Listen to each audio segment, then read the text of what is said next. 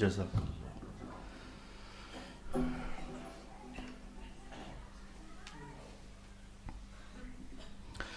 اعوذ باللہ من الشیطان الرجیم بسم اللہ الرحمن الرحیم ان الذين يرمون المحصنات الغافلات المؤمنات لعنوا في الدنيا والآخرة ولهم عذاب عظيم يوم تشهد عليهم ألسنتهم وأيديهم وأرجلهم بما كانوا يعملون يومئذ يوفيهم الله دينهم الحق ويعلمون أن الله هو الحق المبين الخبيثات للخبيثين والخبيثون للخبيثات والطيبات للطيبين والطيبون للطيبات أولئك مبرؤون مما يقولون لهم مغفرة ورزق كريم صدق الله مولانا العظيم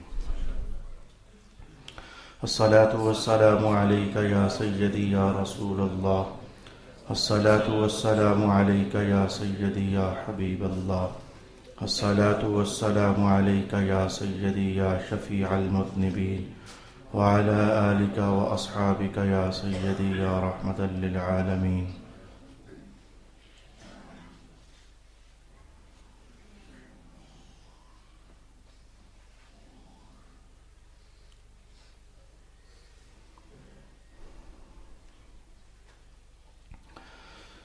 بے شک جو لوگ پاک دامن بے خبر ایمان والی عورتوں پر بدکاری کی تہمت لگاتے ہیں ان پر دنیا اور آخرت میں لعنت کی گئی ہے اور ان کے لیے بہت بڑا عذاب ہے جس دن ان کے خلاف ان کی زبانیں اور ان کے ہاتھ اور ان کے پاؤں گواہی دیں گے کہ وہ دنیا میں کیا کرتے رہے تھے۔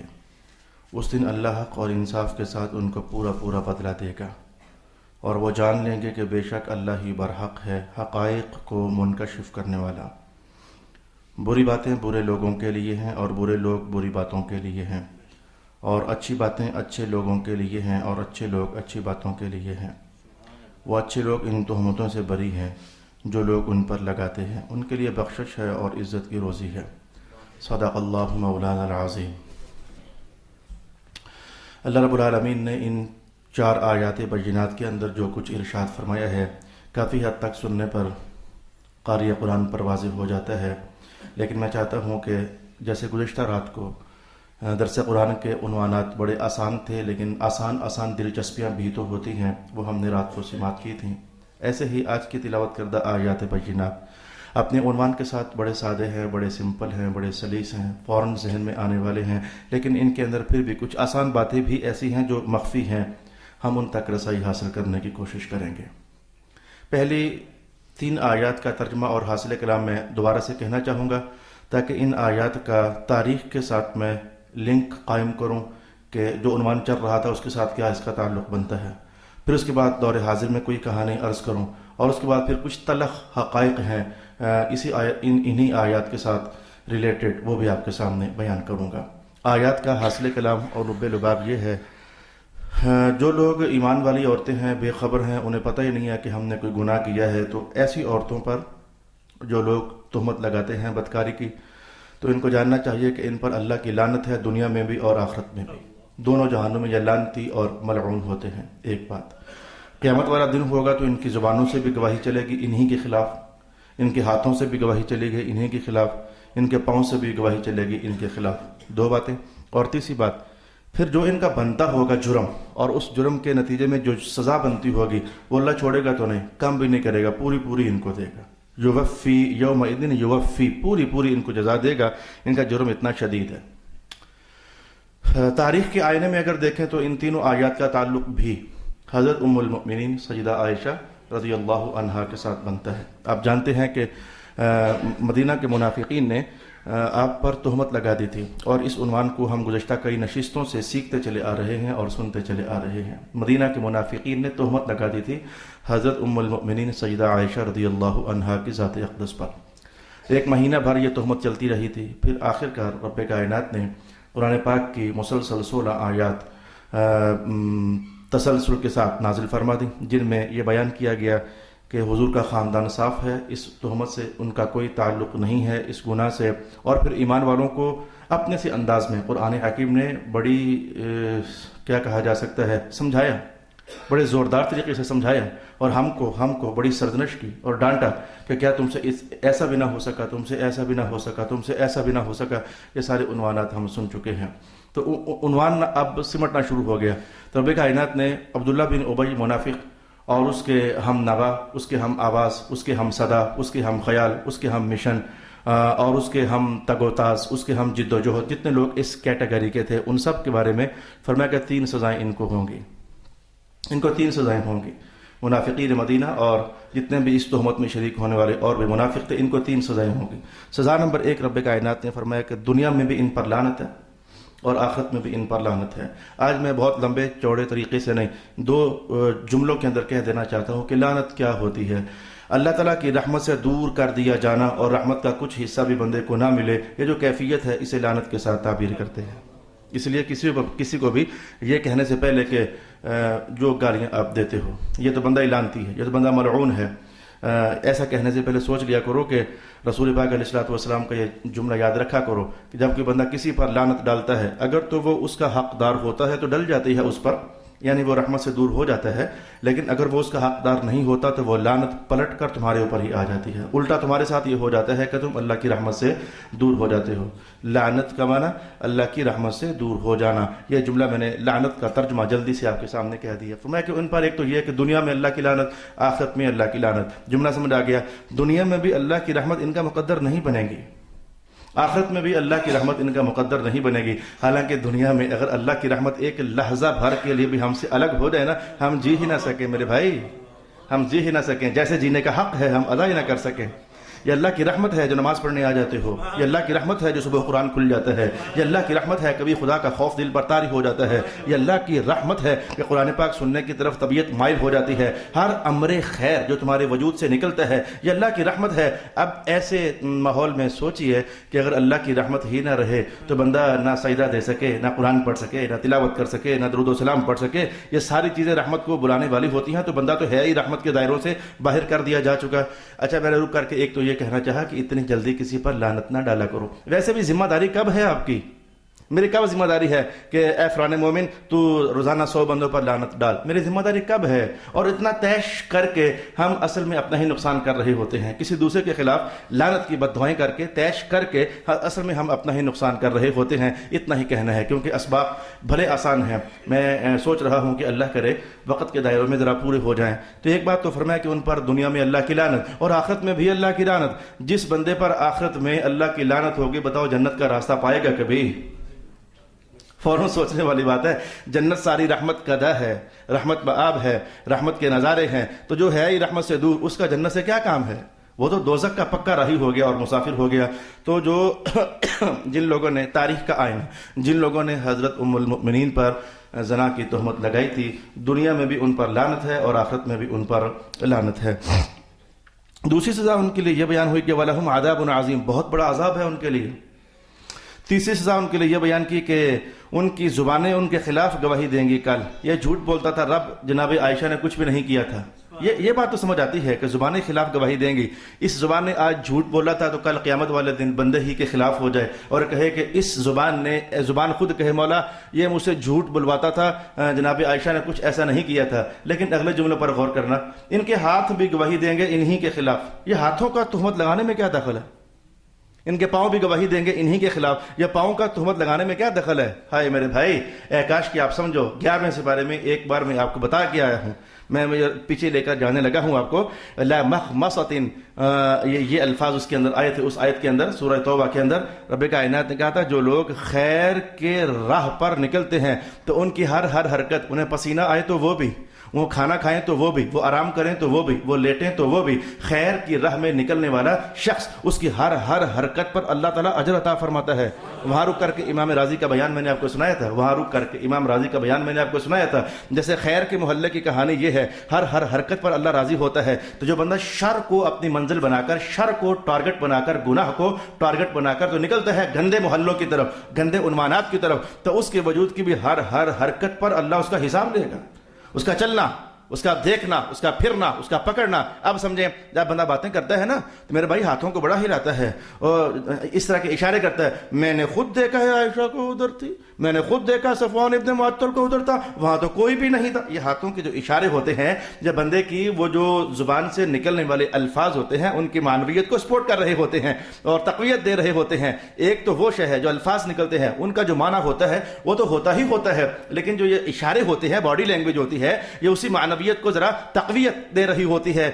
جیسے کہ ہم سارے ایسا کرتے ہیں، جب میں نے کہنا ہو کہ میں نے کہا، میں کہتا ہوں میں نے کہا، یہ جو میں نے ہاتھ بھی ادھر آ گیا ہے نا تو یہ اصل میں اسی معنویت کو زور دے رہا ہوتا ہے. تو مولا کائنات نے کہا اچھا ان کی زبانیں تو زہر اگلتی ہی اگلتی تھی، ان کے ہاتھ بھی ہلتے تھے، ان کے ہاتھوں سے بھی کل قیامت والے دن پوچھا جائے گا کہ بتاؤ نا ذرا کہ حضور کی زوجہ محترمہ ایسی تھی. دو باتیں ہو گئیں. اور تیسری بات، جس بندے کے دل میں تیش آ جاتا ہے تو پھر وہ ایک کو کہہ کر اسے سکون نہیں آتا ہے، وہ ادھر جاتا ہے تو ادھر بولتا ہے، وہ ادھر جاتا ہے تو ادھر زہر اگلتا ہے، وہ ادھر جاتا ہے تو ادھر بدبختگی کا احساس اپنے وجود سے نکالتا ہے. تو یاد رکھنا چاہیے کہ یہ پاؤں بھی پھر انوالو تو ہو گئے نا. اس لیے مولا کائنات نے کہا یہ سیدہ عائشہ کے خلاف زنا کی تہمت لگانے والوں، تمہاری زبانوں سے پوچھا جائے گا، تمہارے ہاتھوں سے پوچھا جائے گا اور تمہارے قدموں سے، تمہارے پاؤں سے پوچھا جائے گا. بما کانوا یعملون، کرتے کیا رہے، یہ سارے سوالات کیے جائیں گے. اور تیسری بات ارشاد فرمائی کہ پھر جو بنتا ہوگا وہ تو اللہ دے گا، اس میں لیس نہیں ہوگا، تمہارا عذاب کم نہیں ہوگا، کیونکہ تم نے جناب عائشہ کو عام عورتوں جیسا سمجھا، حالانکہ تمہاری ماں لگتی ہیں، یہ سب ایمان والوں کی ماں لگتی ہیں.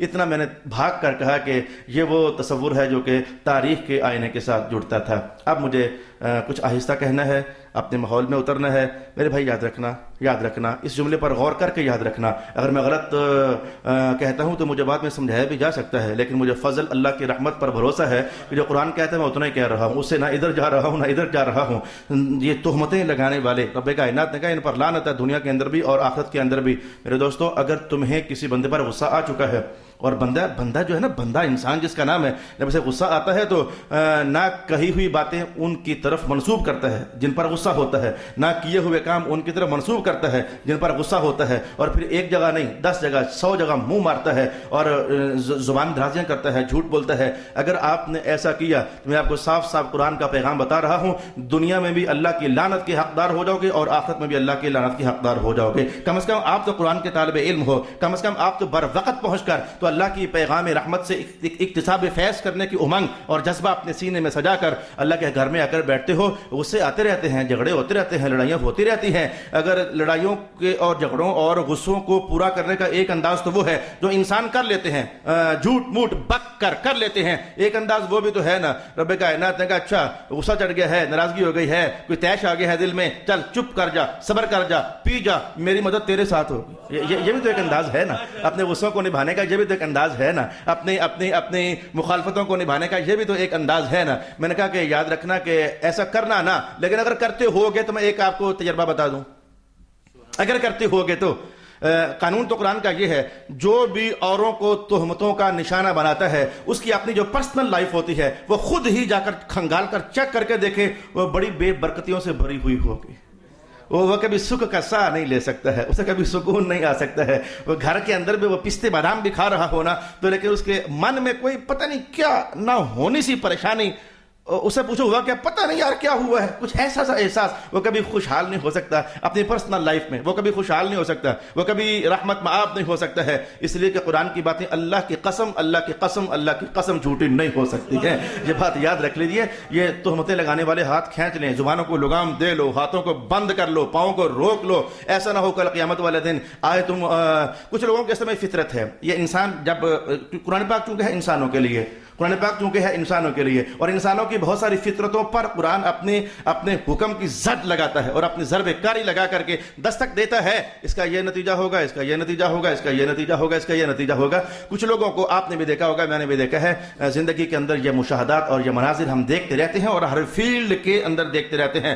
دکانداروں کے اندر، آفیسز کے اندر، دفتروں کے اندر، فیکٹریوں کے اندر، حتیٰ کہ خانقاہوں کے اندر، حتیٰ کہ محرابوں کے اندر، جس زندگی کے جتنے پہلو ہیں وہاں کہیں نہ کہیں آپ نے ایسے انسان ضرور دیکھے ہوں گے جو عزت حاصل کرنا چاہتے ہیں لیکن ایسے کہ دوسرے کو گرا کر. دوسرے کو ذلیل کر کے، دوسرے کو گندا کر کے خود عزت کمانا چاہتے ہیں۔ میں کہتا ہوں عزت کمانے کا یہ ذریعہ تو ہے ہی نہیں ہے۔ رب کائنات تو یہ کہا ہے وَتُعِزُّ مَن تَشَاءُ وَتُذِلُّ مَن تَشَاءُ، عزت تو ہم تقسیم کرتے ہیں، ذلت تو ہم تقسیم کرتے ہیں، لہذا جدھر سے عزت چلتی ہے ادھر رخ کرنا چاہیے نا میرے بھائی، جدھر سے ذلت چلتی ہے ادھر معافیاں مانگنی چاہیے۔ یہ سارے عنوانات میں کہتا ہوں کہ ذرا دیکھیے، جس نے دوسروں کو گرا کر، دوسرے کی لیگ پولنگ کر کے، دوسروں کا امامہ داغدار کر کے، دوسروں کا دامن گندا کر کے، اس کی شخصیت کو آلودہ کر کے تو عزت کمانا چاہیے، وہ ملی کہ نہ ملی، البتہ یہ کمائی اس نے ضرور کر لی ہے۔ لعنوا فی الدنیا والآخرہ، یہ دنیا میں بھی لعنتی ہو چکا ہے، آخرت میں بھی لعنتی ہو چکا ہے۔ عنوان بڑا زور آور ہے، میں نے کہا تھا کہ آسان ہے، آسان ہے آسان، لیکن یہ تو بڑا زور آور ہے۔ یہ تو آج صرف دستک نہیں دے رہا، یہ تو ایسے لگ رہا ہے جیسے گریبانوں سے پکڑ کر جھنجھوڑ بھی رہا ہے۔ کن غلط راہوں پر چل نکلے ہو، تمہارے ذلیل کرنے سے اس نے ذلیل ہو رہا نہیں اور تم نے عزت پانی نہیں ہے۔ عزتوں کا معیار اللہ کی اللہ اکبر، اللہ اکبر، کدھر سے مجھے قرآن پاک کے الفاظ یاد آ گئے۔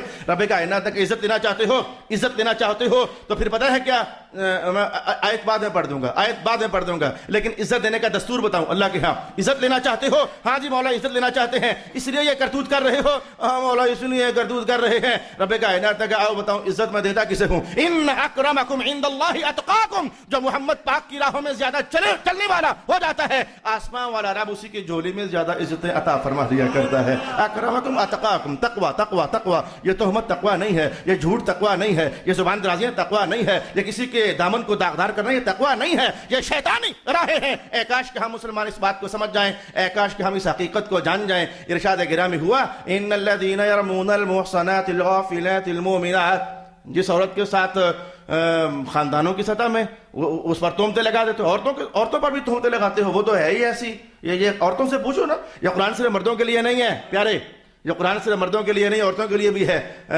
پتہ ہوگا آپ کو، یہ تو نہیں کہ آپ کسی اور جہان میں رہتے ہو، عورتیں بھی اس عنوان کو آگے لے کر جانے میں ایک کمال مہارت رکھتی ہیں۔ ایک محلے کی بات دوسرے محلے میں اگر لے جانی ہو، کوئی بات مشہور کرنا چاہو نا تو کسی ایک عورت کو بتا دو بس، پھر دیکھو یہ اگلے ہی دن آپ کو وہ بات پورے محلے سے گھوم کر پلٹ کر آپ کے گھر پھر آ جائے گی۔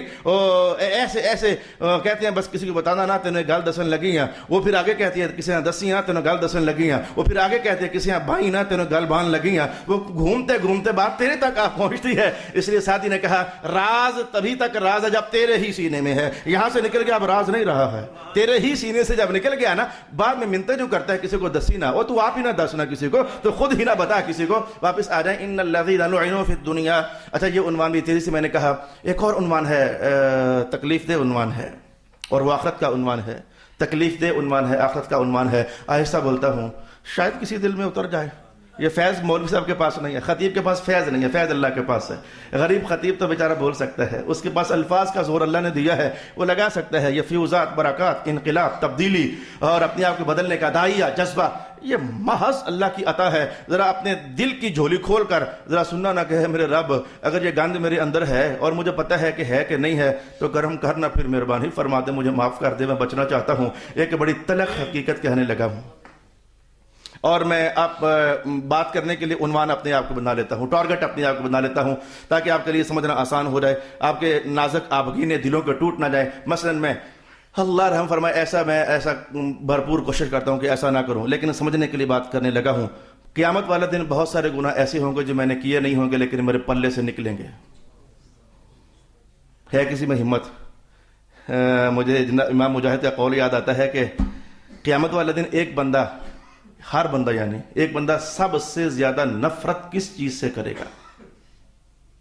فرماتے ہیں اس چیز سے کرے گا کہ مجھے کوئی جاننے والا نہ مل جائے۔ یہ میں نے آپ کو سنا چکا ہوں حقیقت، لیکن آج چونکہ عنوان سے تعلق ہے، مجھے میرا کوئی جاننے والا نہ مل جائے۔ اس بات سے یعنی میں چاہوں گا مجھے راجہ عبدالحفیظ کل قیامت کو نہ ملے، یہ چاہیں کہ مجھے مولوی اکبر کل قیامت کو نہ ملے، میں چاہوں گا مجھے ظہیر صاحب کل قیامت کو نہ ملے، یہ چاہیں کہ میں بھی ان کو نہ ملوں۔ پیچھے راز کیا ہے؟ یہ وہ کہانی ہے جو قرآن پاک نے کہا یوم یفر المرء من اخیہ وامہ وابیہ وصاحبتہ وبنیہ، بندہ بھاگ رہا ہوگا۔ بھی بھاگنے کا مطلب کیا ہے؟ کیوں بھاگ رہا ہوگا؟ ہر ایک دوسرے سے بھاگ رہا ہوگا، کیوں بھائی؟ جانا کدھر ہے؟ بھاگ کر بھی تو ہی رہنا، جانا کہاں ہے؟ یہ بھاگنے کا مطلب کیا ہے؟ ائمہ تفسیر کا مطلب یہ ہے کہ ہر بندہ چاہ رہا ہوگا قیامت کو مجھے میرا جاننے والا نہ ملے کہیں. بھائی کیوں؟ میں اس لیے کہ جہاں جان پہچان ہوتی ہے نا وہاں تلخ کلامی ہو گئی, جھگڑا ہو گیا, غیبت ہو گئی, چغلی ہو گئی, کوئی لین دین ہو گیا, اس میں بندہ پورا نہ اتر سکا. 100 لین دین میں 100 معاشرتی مسائل کے اندر بندہ فیل ہو چکا ہوتا ہے, تو پھر بندہ آگے پیچھے وہ غصہ جھاڑتا تو ہے نا, وہ ایسے تھا, وہ ایسے تھا, وہ ایسے تھا, وہ ایسے تھا. اور آج کا دن یہ ہے کہ جس نے جس کی غیبت کی ہوگی, چغلی کی ہوگی, تو کہیں جاننے والا آمنے سامنے آ گیا نا تو نیکیوں کی لوڑ اسے بھی ہوگی, نیکیوں کی لوڑ تجھے بھی ہوگی. اب وہ کہے گا مولا میری غیبت ہوئی تھی, اس سے لے کر دے. اے میرے اللہ میری چغلی ہوئی تھی, مجھے لے کر دے. اس نے میرا 1 روپیہ تو بیا تھا, مجھے لے کر دے. تو پھر لے کر کیا دینا, اللہ تعالیٰ تیری نیکیاں اٹھا کر ادھر ڈال دے گا. اور پھر بھی اگر حساب برابر نہ ہوا, کوئی اور آ گیا, کوئی اور آ گیا, کوئی اور آ گیا, اب کیا ہوگا؟ تیرے پاس اب نیکیاں بچی نہیں ہیں, اب کیا ہوگا؟ حضور پاک نے فرمایا کہ ان کے گناہ اٹھا کر تجھ پر ڈال دیے جائیں گے. تو کئی گناہ ایسے نکلیں گے جو میں نے کیے نہیں ہوں گے لیکن میرے اوپر آ جائیں گے. اس جملے پر آپ کو لے کر آنا تھا. ہاں آپ سب کا یہی حال ہے, کہ میں اپنے آپ کو رہا ہوں, آپ سب کا یہی حال ہے. ہزاروں گناہ آپ نے کیے نہیں ہوں گے لیکن وہ آپ کے ذمہ ڈال دیے جائیں گے. اور یہ ظلم نہیں ہوگا, یہ عدل ہوگا, یہ عدل ہوگا. یہ آئیں گے کہاں سے؟ شراب شاید پی کسی اور نے ہوگی, جھوٹ شاید بولا کسی اور نے ہوگا, لیکن تو نے اس کی غیبتیں, چغلیاں, گالی گلوچ, تہمت بازیاں کر کر کر کے اپنی نیکیاں تو لٹا چکا ہوگا. اب پلے تیرے دینے کے لیے کچھ نہیں ہوگا. اب برابری کیسے کی جائے گی؟ ان کے گناہوں کو اٹھا کر تجھ پر ڈال دیا جائے گا. یہ تلخ حقیقت ہے. وقت سے پہلے بتا رہا ہوں, اپنے جھونپڑے کو آگ لگنے سے بچا لو. وقت سے پہلے بتا رہا ہوں, اپنے جھونپڑوں کو آگ لگنے سے بچا لو. وہ جو پہلے ہی پڑھتے ہیں ٹوٹی پھوٹی, پتہ نہیں وہ کس طرح کی ہوتی ہے نماز. وہ پہلے جو پڑھی ہے 2 سے پتہ نہیں کس طرح کے ہیں, اور وہ بھی گئے اور الٹا اوروں کے گناہ ہم پر آ گئے. ایک تلخ حقیقت. دوسری حقیقت ہے میٹھی, ہے میٹھی. وہ کیا ہے؟ میٹھی ہے اس لیے ہنس رہا ہوں, کسی کے لیے وہ پھر بھی کڑوی ہے لیکن کچھ لوگوں کے لیے میٹھی ہے. قیامت والے دن بہت ساری نیکیاں میں نے کی نہیں ہوں گی لیکن میرے پلے میں ہوں گی.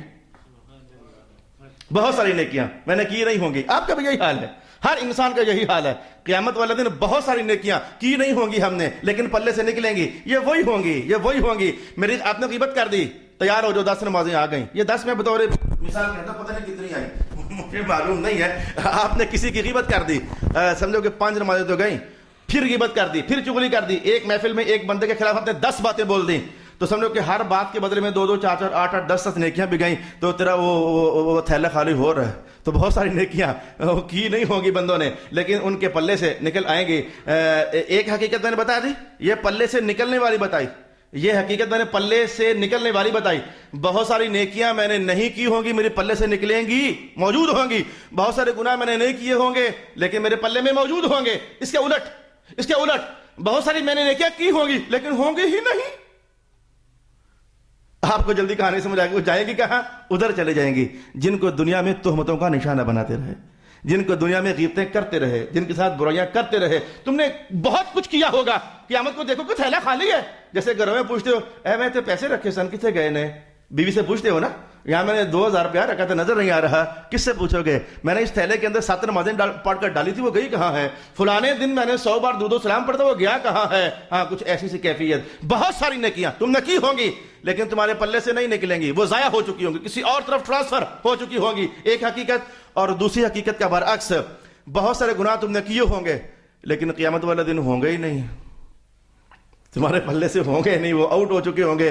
جس نے تمہارا ستیہ ناش کرنے کی کوشش کی تھی اس کا اپنا ہی ستیہ ناش ہو چکا ہوگا, وہ ادھر سے ٹرانسفر ہو کر اس کے کندھے پر ڈل چکے ہوں گے. اب میرا خیال ہے کہ میں آیت پڑھ دوں تو سمجھ آ ہی جائے گی. اب اگر پڑھ دوں تو سمجھ آ ہی جائے گی. بسم اللہ الرحمن الرحیم. یخادعون اللہ والذین آمنوا وما یخدعون الا انفسهم. یہ ایمان والوں کو اور اللہ کو دھوکہ دینا چاہتے ہیں منافق طبقہ, اور لگی ہاتھوں اس کے بعد پھر سارے مسلمان. کتنے مسلمان ایک دوسرے کو دھوکہ دینا چاہتا ہے؟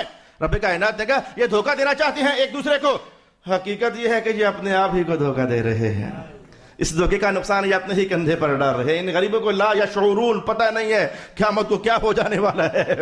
ان کو پتہ نہیں ہے کہ ان کے تھیلے خالی ہو جانے والے ہیں. ان کو معلوم نہیں ہے ان کی وہ رگڑے کھانے والی پیشانیاں کل قیامت کو بے نور ہو جانے والی ہے. وما یخدعون الا انفسهم وما یشعرون. غریبوں کو پتہ نہیں ہے, اپنا نقصان کر رہے ہیں. یہ آپ میرا خیال ہے کہ عنوان کافی سارا کھل گیا. بڑے آسان تھا لیکن کئی حقائق سے لبریز تھا. میں نے آپ کے سامنے کہہ دیا. نتیجہ کیا ہے؟ زبانوں کو سنبھالو. اور کیا ہے نتیجہ؟ کیا ہے؟ اگر کسی نے آپ کو چھیڑ دیا تو صبر کرنا سیکھو. اور کیا ہے؟ نتیجہ کیا ہے؟ جس رب کو سارے حقائق پتہ ہیں، یہ کیا ہے؟ ان اللہ هو الحق المبین، بے شک اللہ ہی برحق ہے، حقائق کو منکشف کرنے والا۔ جس کو سارے حقائق پتہ ہے ادھر رجوع کرو۔ میرے مولا تجھے پتہ ہے میں نے کچھ نہیں کیا، یہ دیکھ مجھے کیا کہہ رہا ہے۔ جیسے جناب عائشہ کہتی میں اللہ کے سامنے سر پھینکوں گی، اللہ کے سامنے سر ڈالوں گی، جس رب نے میری عزت کو اور میری برات کو قرآن کا عنوان بنا دیا۔ ان اللہ هو الحق المبین، یہ تین حقائق تھے جو مجھے یہاں ان آیات پر رک کر کہنے تھے، میں نے کہہ دیے۔ اب میں جلدی سے کہنے والا ہوں، الفاظ آیت سن لیں غور سے، اور تفسیریں اس کی 2 ہیں اور جلدی ہی سمجھ آ جائیں گی، اور وقت میں مجھے لگتا ہے کہ میری سپیڈ کام آ گئی، اللہ نے مدد کر دی، اور میں جو آج کہنا چاہتا تھا کہہ پایا، وقت کے اندر سمیٹنے کی کوشش کر لوں گا۔ ترجمہ یہ ہے، پہلے میں ترجمہ ایسا کروں گا کہ جس میں تفسیر کے دونوں پہلوؤں میں سے کوئی بھی نہیں ہوگا، تاکہ پھر میں 2 پہلو بتا سکوں۔ سن لیں، میں ترجمہ وہ کرنے لگا ہوں جو تفسیر کے کسی ایک پہلو کو شامل نہیں ہے بلکہ دونوں پہلوؤں کو شامل ہے۔ سن لیں، بریاں بروں کے لیے ہیں اور برے بریوں کے لیے ہیں، ایک بات، اچھیاں اچھوں کے لیے ہیں اور اچھے اچھیوں کے لیے ہیں۔ کوئی بھی آپ کو بات سمجھ نہیں آئی، 2 تفسیریں ان دونوں جملوں کی بیان کی گئیں۔ جو آسان ہے جلدی سے کہوں، اچھی باتیں اچھے لوگوں کے لیے ہیں اور اچھے لوگ اللہ نے بنائی ہی اچھی باتیں کرنے کے لیے ہیں۔ تفسیر نمبر 1، بری باتیں برے لوگوں کے لیے ہیں اور برے لوگ ہوتے ہی اس لیے کہ بری باتیں کریں۔ کسی کی باتیں سن کر، کسی کو کیا چھوڑو مارو، کسی کو اپنے آپ کو دیکھو، تمہارے منہ سے باتیں کیسی نکل رہی ہیں۔ قرآن پاک نے معیار دیا نا، منہ سے نکلنے والی باتیں اچھی ہیں سمجھو بندہ اندر سے اچھا ہے، منہ سے نکلنے والی باتیں بری ہیں تو سمجھو بندہ برا ہے۔ میرا خیال ہے کہ بات سمجھ آ گئی، بندہ کیسا ہے، اچھا ہے کہ برا ہے، ایک کرائٹیریا قرآن پاک نے یہ دے دیا۔ اس کی باتیں سنو، اس کی باتوں کا جائزہ لو۔ محدثین نے فرمایا کہ برتن میں سے ہمیشہ، یہ دیکھو گلاس، اس میں سے ہمیشہ وہی کچھ باہر نکلے گا جو اس میں ڈالا جا چکا ہوگا۔ پانی نکلے گا تو ڈلا ہی پانی تھا، اور دودھ نکلے گا تو ڈلا ہی دودھ تھا۔ انسان ایک برتن ہے، بس اس کے وجود سے ماں باپ کی تربیت اچھی ہوگی نا، کوئی اچھا استاد ملا ہوگا نا، اچھی محفل ملی ہوئی ہوگی نا، تو اس کی تربیت طیب ہوئی ہوگی تو انشاءاللہ اس کے من سے باتیں بھی طیب ہی باہر نکلیں گی۔ اور اگر ماحول بگڑ گیا ہوا نا، ماں بھی اچھی تھی، باپ بھی اچھا تھا، کہ استاد بھی ایسا ہی تھا، اور جن معاشرتی سوسائٹیز میں جا کر بیٹھتا تھا تو وہ بھی آگے سے ایسے ہی تھے، تو پھر بندہ ہو گیا گندا، اندر سے گندا ہو گیا۔ گندے انسان کی وجہ سے کبھی گندی اچھی باتیں نہیں نکل سکتی ہیں، گندی ہی باتیں نکلا کرتی ہیں۔ تفسیر نمبر 1 پوری ہو گئی۔ تو میں یہ نہیں کہنا چاہتا یہ کہہ کر لو بھی چیک کرنا شروع کر دو کون بندہ اچھا ہے کون برا ہے، نہیں، ہرگز نہیں، ہرگز نہیں۔ میں تو یہ کہوں گا اپنے آپ کو چیک کرو، تم اچھے ہو کہ تم برے ہو، بس میں تو یہ کہوں گا، میں اپنے آپ کو چیک کروں، میں اچھا ہوں کہ میں برا ہوں۔ اگر میرے منہ سے اکثر، مجھے پتا ہے میں کتنی باتیں کرتا ہوں، اچھی کرتا ہوں بری، مجھے پتا ہے، سارا پتا ہے، آپ کو بھی سارا پتا ہے۔ اگر آپ کے منہ سے گندی باتیں نکلتی ہیں، پھر حساب کرو، اندر سے گندے ہو۔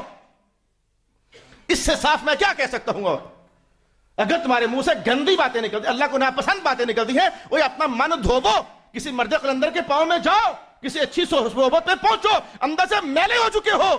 اور اگر تمہارے اندر سے باتیں اچھی نکلتی ہیں، مبارک ہو رہے، اللہ نے تمہارے دلوں پر نور نازل فرمایا ہوا ہے۔ یہ اچھی باتیں اصل میں اندر کے احساسات کی غمازی کرنے والی ہوتی ہے۔